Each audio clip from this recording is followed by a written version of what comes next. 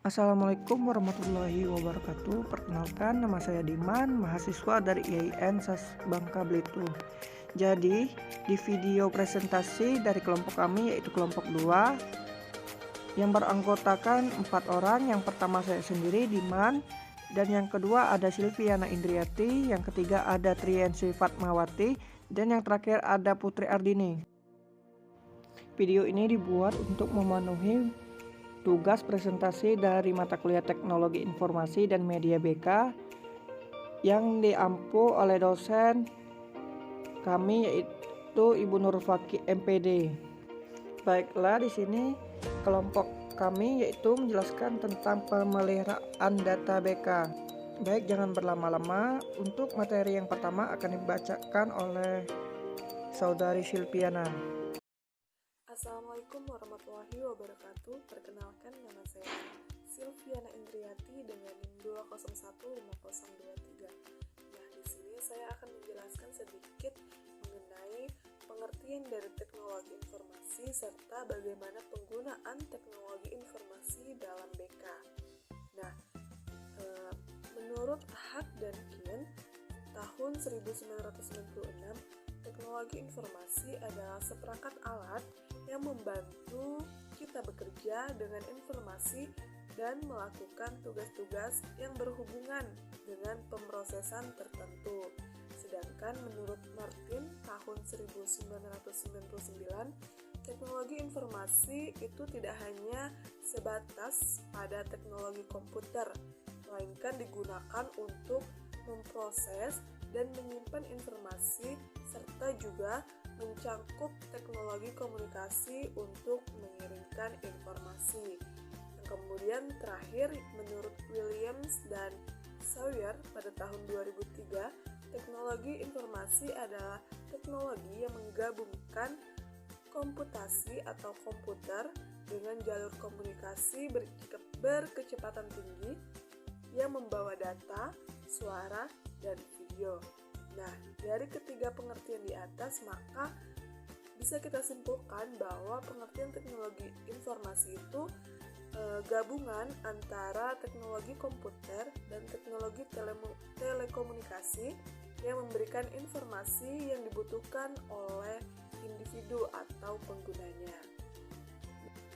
Dengan berkembangnya teknologi informasi menjadi sebuah alasan untuk kita kenapa dalam pelaksanaan bimbingan dan konseling itu perlu adanya pemeliharaan data-data yang telah kita susun atau kita rancang, sebagaimana tugas-tugas yang telah dilaksanakan oleh seorang konselor dalam tugasnya yang membantu klien atau konseli menuju perkembangan yang optimal dan dengan proses-proses bimbingan dan konseling.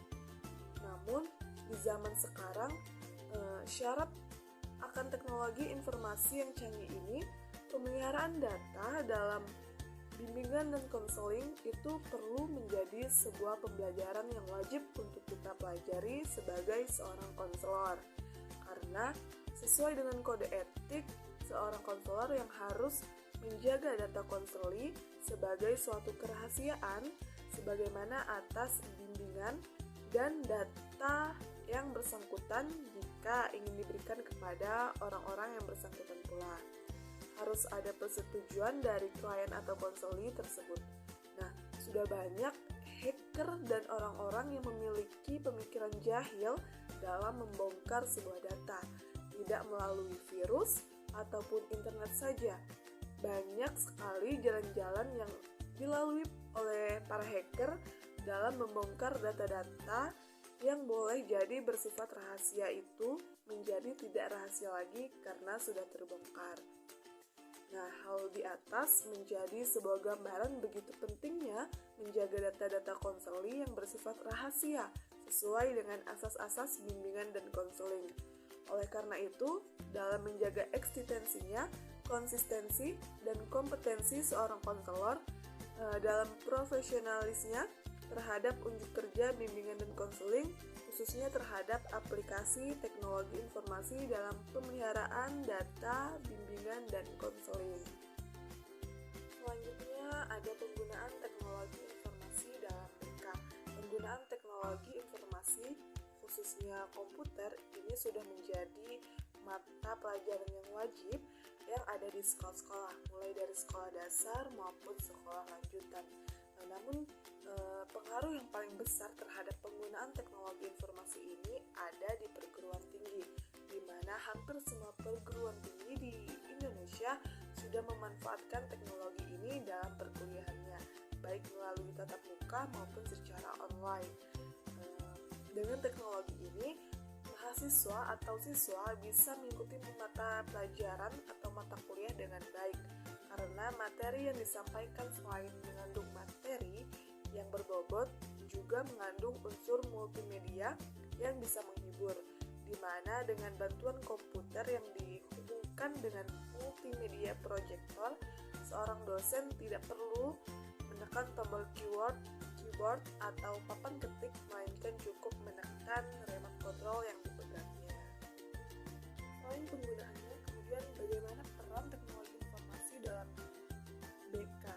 Nah, teknologi informasi itu juga sebagai alat untuk meningkatkan prestise BK pada masyarakat sebagai layanan yang dengan dukungan sistem pada BK agar layanan yang diberikan menjadi lebih efektif dan efisien, sebagai media untuk mempermudah dalam perencanaan, pelaksanaan, dan evaluasi kegiatan BK, sebagai media yang dapat meningkatkan produktivitas kinerja guru BK atau konselor, sebagai media yang mempengaruhi layanan atau program BK yang modern, kemudian sebagai media untuk menghilangkan masalah jarak dan waktu yang dialami guru BK atau konselor dengan peserta didik ketika pelayanan BK berlangsung, dan sebagai alat untuk memperkuat kompetensi terhadap profesi lainnya agar BK tidak ditinggalkan oleh peserta didik. Nah, peranan dan fungsi teknologi informasi di dalam BK ada dua, yaitu publikasi. Nah, teknologi informasi ini dimanfaatkan sebagai sarana pengenalan kepada masyarakat yang luas dan juga sebagai pemberian informasi mengenai BK. Kemudian yang kedua, pelayanan dan bantuan. Berdasarkan fungsinya, BK dilakukan dengan format jarak jauh dengan bantuan teknologi informasi. Kemudian yang ketiga, pendidikan. Nah, di dalam informasi yang diberikan melalui teknologi informasi mengandung unsur pendidikannya. Mungkin hanya itu yang bisa saya sampaikan. Saya ucapkan terima kasih.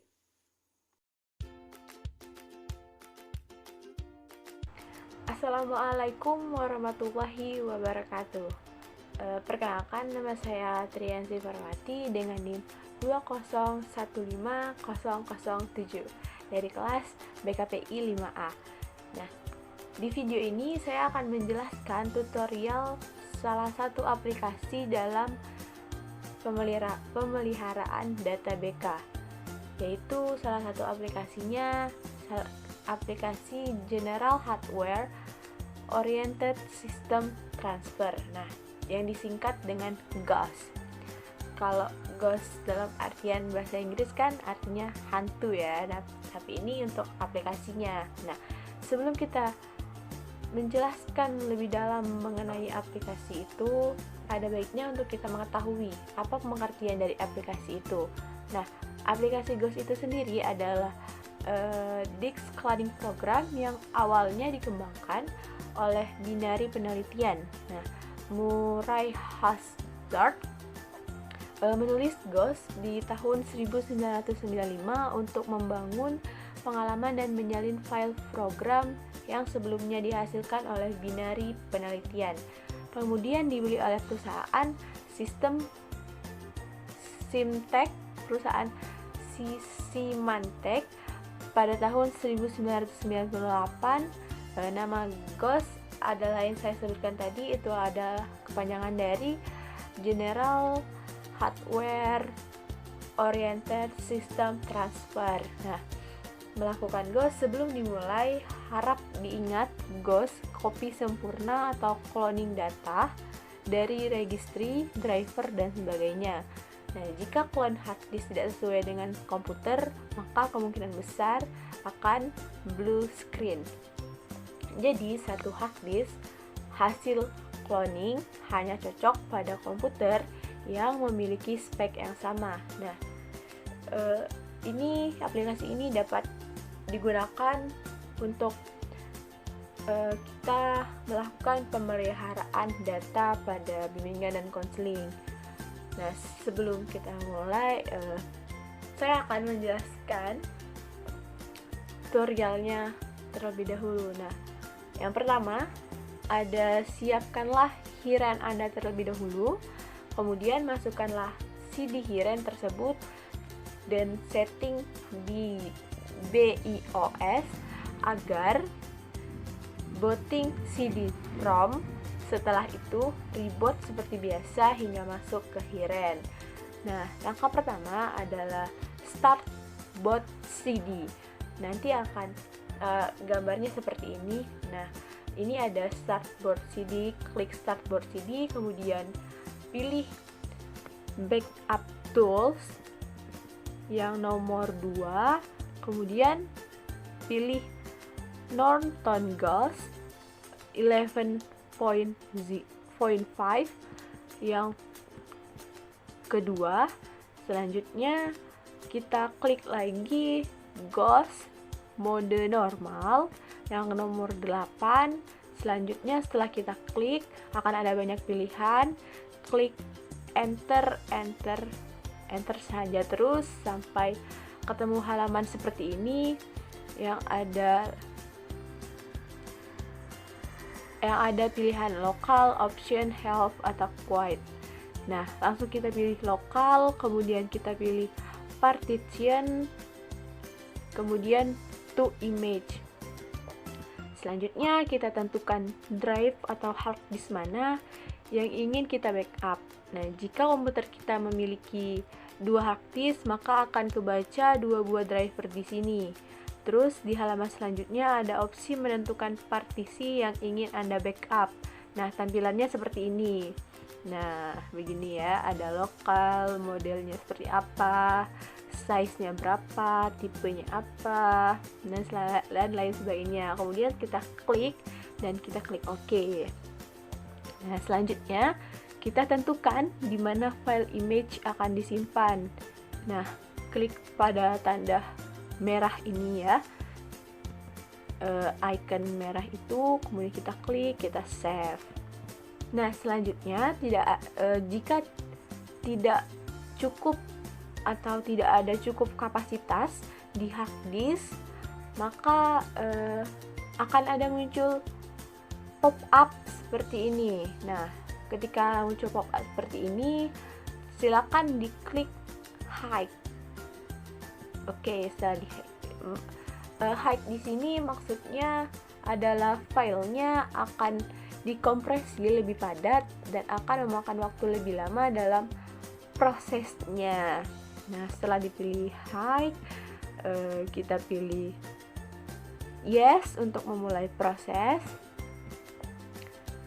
Nah, selanjutnya kita tunggu sampai selesai. Jika memuat banyak data pasti akan banyak memakan waktu yang lama. Nah, setelah itu barulah selesai pada tahap backup datanya tersebut. Setelah selesai dibuat pada aplikasi Ghost ini tadi. Nah, setelah itu saya akan menjelaskan tutorial dari cara mengcopy atau ekstraksi dari file backup yang sebelumnya ke hard disk yang lain menggunakan aplikasi Ghost ini. Nah, yang pertama kita akan melakukan reboot yang tampilannya seperti ini, kemudian dan kita kembali ke hiren lagi sampai ke Norton Ghost 11.5. Nah, terus klik normal, Ghost normal, dan enter terus sampai ketemu tampilan seperti ini lagi. Nah, kemudian kita klik lokal, partition, kemudian from image.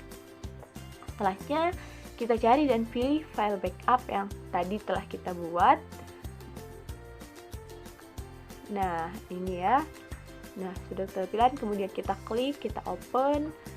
Terus kita pilih hard disk yang ingin kita restore datanya atau cloning hasil backupan tadi. Terus setelah dipilih kita klik OK.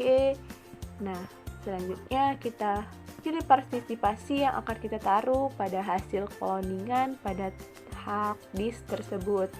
Tampilannya seperti ini. Kita klik OK lagi. Nah, selanjutnya akan ada notice atau pemberitahuan proses with partition restore. Kemudian kita klik saja OK. Nah, tunggu sampai selesai. Selanjutnya silakan quiet dan jika lupa jangan lupa mengembalikan BIOS-nya seperti semula. Nah, mungkin itulah tutorial aplikasi, salah satu aplikasi dalam pemeliharaan data BK yang dapat saya jelaskan. Lebih kurangnya saya mohon maaf. Wabillahi taufiq wal hidayah. Wassalamualaikum warahmatullahi wabarakatuh.